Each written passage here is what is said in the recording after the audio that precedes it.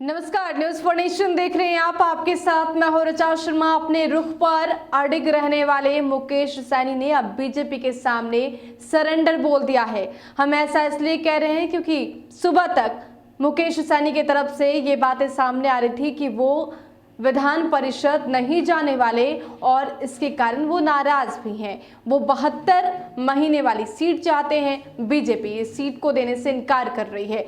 एक तरफ जहां बीजेपी अपने रुख पर अड़ी थी तो दूसरी तरफ मुकेश सैनी इससे साफ इनकार कर चुके थे कि वो विधान परिषद नहीं जाएंगे। लेकिन एकाएक मुकेश सैनी ने अपना पाला बदल दिया है और अब बीजेपी के सामने उन्होंने सरेंडर बोल दिया है। यूं कहे तो अब मुकेश सैनी बैकफुट पर आ चुके हैं क्योंकि अब वो कह रहे हैं कि वो विधान परिषद जाएंगे, वो भी 41 महीने वाली सीट के साथ।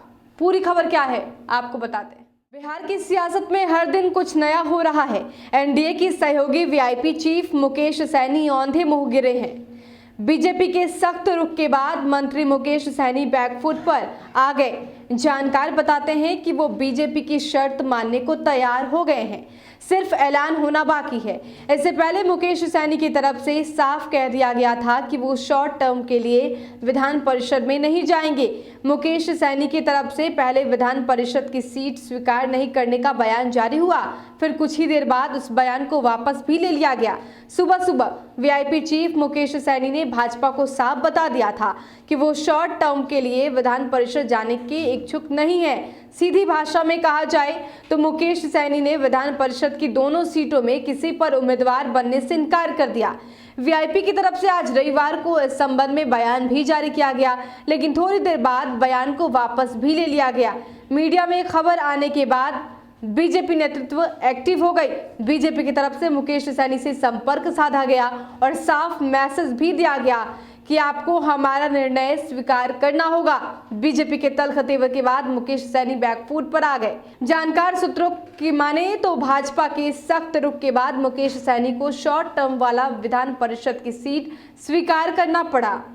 बयान वापस लेने के बाद अब ये स्पष्ट हो गया है कि मुकेश सैनी के लिए शॉर्ट टर्म वाली विधान परिषद की सीट स्वीकार करने के अलावा कोई भी विकल्प नहीं बचा है।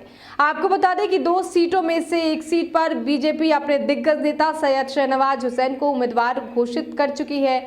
शाहनवाज हुसैन को सुशील कुमार मोदी की खाली हुई सीट पर उम्मीदवार बनाया जा रहा है, जिसमें अभी 41 महीने का कार्यकाल बचा हुआ है। वहीं दूसरी सीट पर विनोद नारायण झा की खाली हुई सीट पर सिर्फ 1.5 साल का ही समय बचा हुआ है।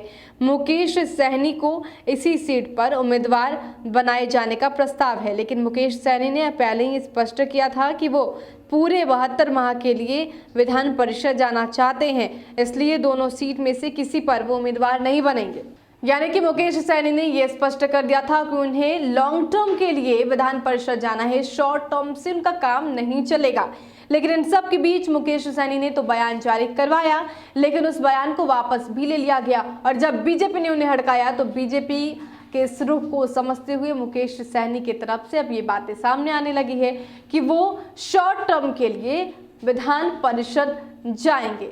फिलहाल के लिए इतना ही। बने रहे हमारे साथ और देखते रहे न्यूज फॉर नेशन। नमस्कार।